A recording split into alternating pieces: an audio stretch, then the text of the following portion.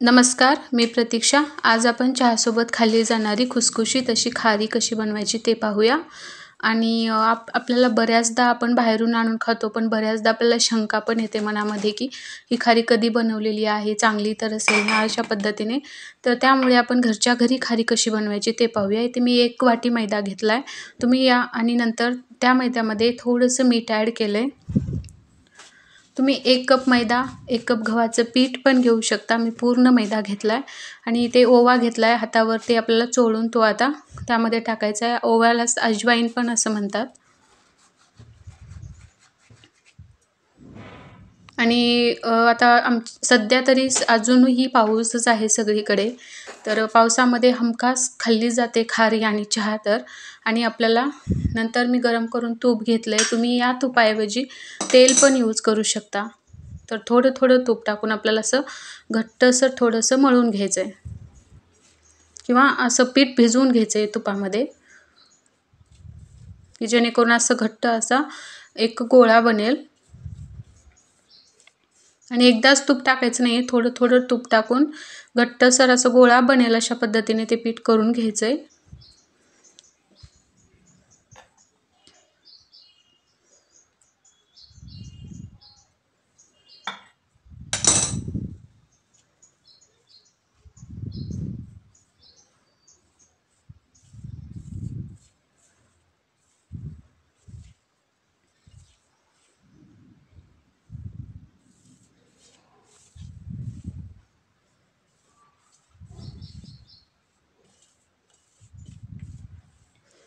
आता असं आपण पीठ धरल्यानंतर हातामध्ये, जेणेकरून तो गोळा फुटणार नाही, अशा तुम्ही बघू शकता छान गोळा बनत आहे. त्यामुळे मी आता काय करते, त्यामध्ये थोडंसं पाणी टाकून ते पीठ छान असं मळून घेते.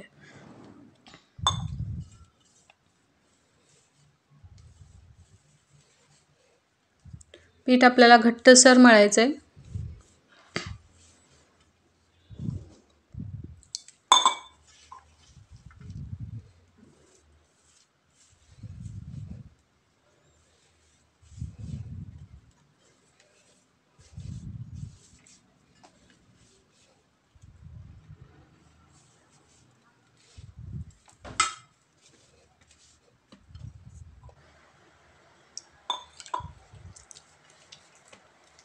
आणि छान असं पीठ मळून घेतल्यानंतर आपल्याला कमीत कमी, आपल्याकडे टाईम नसेल तर कमीत कमी 15 मिनिट तरी आपल्याला हे पीठ भिजवण्यासाठी ठेवायचं आहे.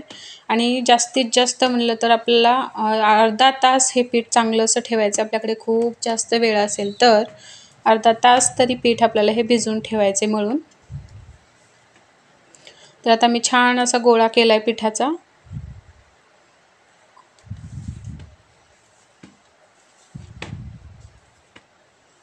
आणि ही खारी तुम्ही महिनाभर स्टोअर करून ठेवू शकता. म्हणजे बाहेरच्या खारीला डालडा लावणं अशा पद्धतीनं होतं, त्याच्यामुळे नंतर त्याचा वास येऊ शकतो. तर आता मी हे पीठ असंच अर्धा तास मी हे करून ठेवणार आहे, कारण माझ्याकडे भरपूर असा वेळ होता. नंतर आता आपल्याला बनवायचे साटा. तर साटा बनवण्यासाठी मी 2 चमचे मैदा घेतला आहे आणि तूप घेतलं आहे. आता आपल्याला ते छान असं हलवून घ्यायचं, छान असं त्याचं क्रीम बनवून घ्यायचं आहे. क्रीम बनेपर्यंत हलवायचे मस्त आपल्याला ते.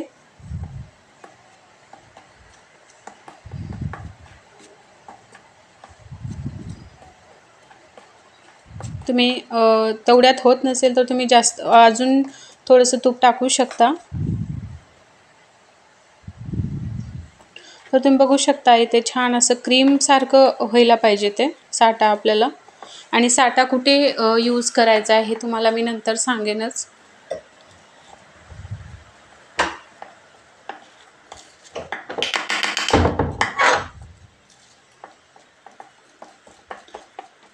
छान असं आपल्याला ते फेटून घ्यायचं आहे, जोपर्यंत ते क्रीम बनत नाही, क्रीम टाईपमध्ये बनत नाही तोपर्यंत.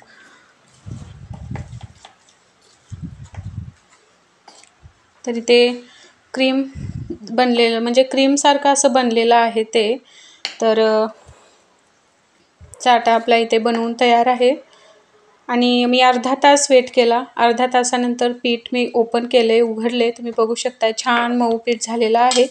तर आता आपल्याला हे करून घ्यायचं आहे. जसं आपण पोळ्याचे गोळे करून घेतो लाटणं म्हणजे चपात्या करण्या अगोदर, पोळ्या करण्या अगोदर, त्या पद्धतीने आपल्याला 5 असे उंडे करून घ्यायचे आहेत.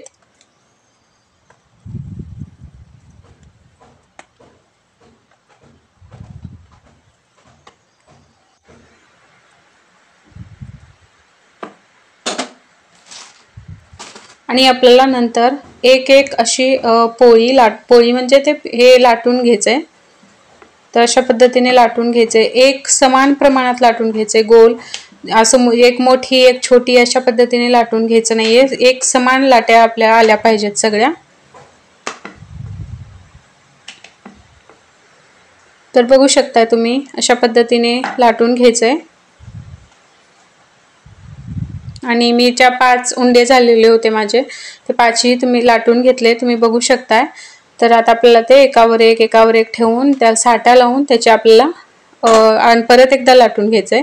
तर आता तुम्हाला साठा कुठे यूज करायचा आहे ते मी दाखवते. तर आता पहिल्यांदा लाटी लाटून घेतली ती, त्याच्यावर आता आपल्याला दुसरी लाटी लेयर्स पाडण्यासाठी ठेवायचे, त्यामुळे आता अगोदर साठा लावून घ्यायचा.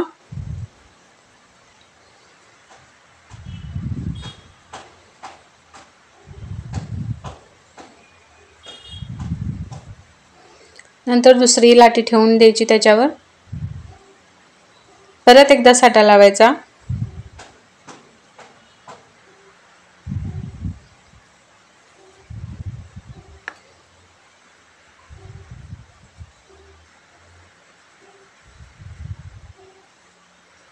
नंतर तिसरी ठेवायची, परत तिसरीला पण साठा लावून घ्यायचा.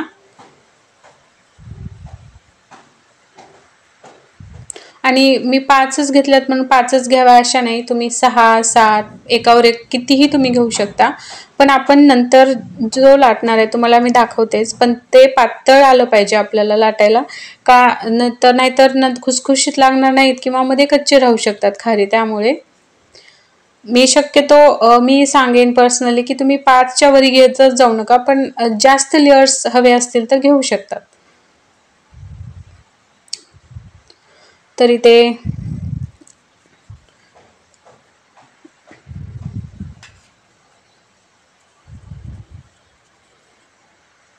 ते साठा 5ही माझ्या लाट्याला लावून झालेला आहे. तर अशा पद्धतीने मी कसं दुमडते तसं दुमडून घ्यायचंय तुम्हाला, इकडून पण इकडून पण.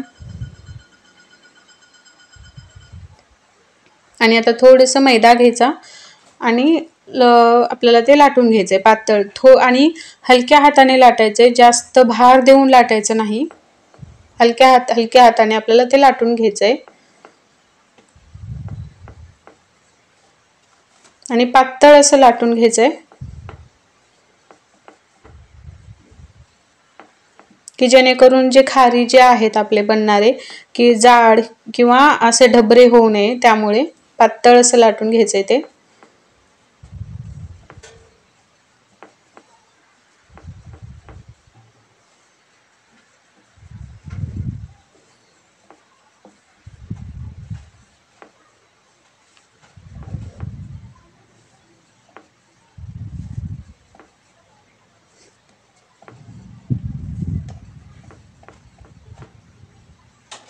तर आता इथं बऱ्यापैकी माझं लाटणं झालेलंच आहे.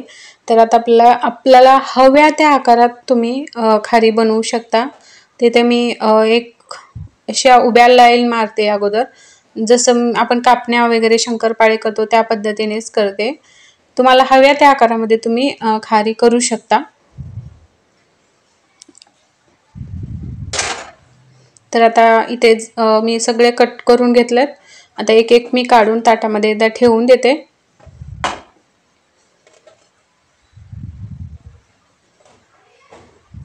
तुम्ही बघू शकता आताच लेयर्स दिसत आहेत काठाला.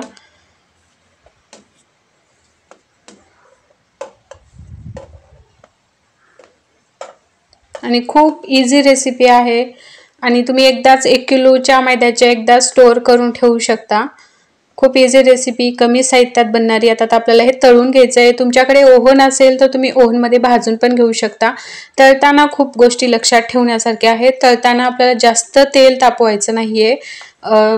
थोडंसं गरम झाल्यानंतर आपल्याला लगेच खारी त्यामध्ये टाकून घ्यायचे आणि गॅसची फ्लेम आपल्याला म्हणजे कमी ठेवूनच आपल्याला तळायचंय. तुम्ही कमी नाही ठेवून फास्टमध्येच तळो तर ते लवकर लाल किंवा लवकर ब्राऊन कलर होतो त्याचा, आणि आपल्याला वाटतं वरून तळलेतच पण मधून तसेच कच्चे राहतात. त्यामुळे आपल्याला गॅसची फ्लेम जी आहे कमी करूनच तळायचं आहे.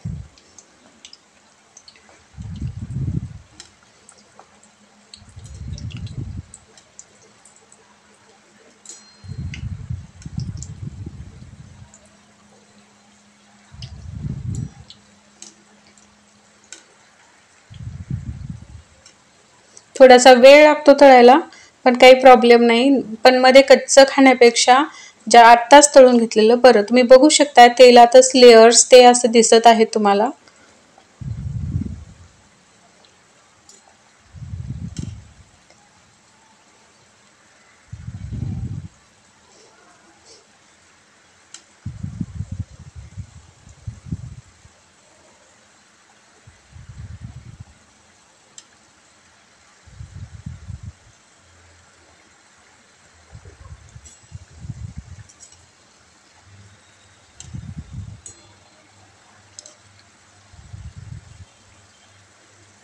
तर अशा पद्धतीने छान असं तळून घ्यायचंय जेणेकरून ब्राऊन कलर येईल त्याला. अशा पद्धतीने बघू शकता एक दोघाला ब्राऊन कलर आलेला आहे. थोडासा वेळ लागतो तळायला.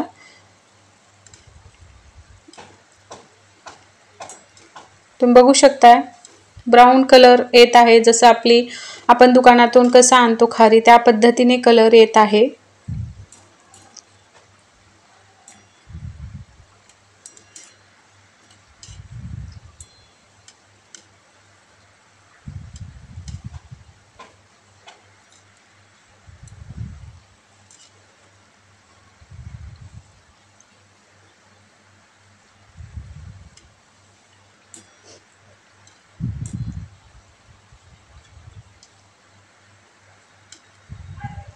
तर आता मी हे पहिला जो घन आहे तो काढून घेते. पहिला घन आपला तयार आहे. तुम्ही लेयर्स बघू शकता खूप छान आलेले आहेत.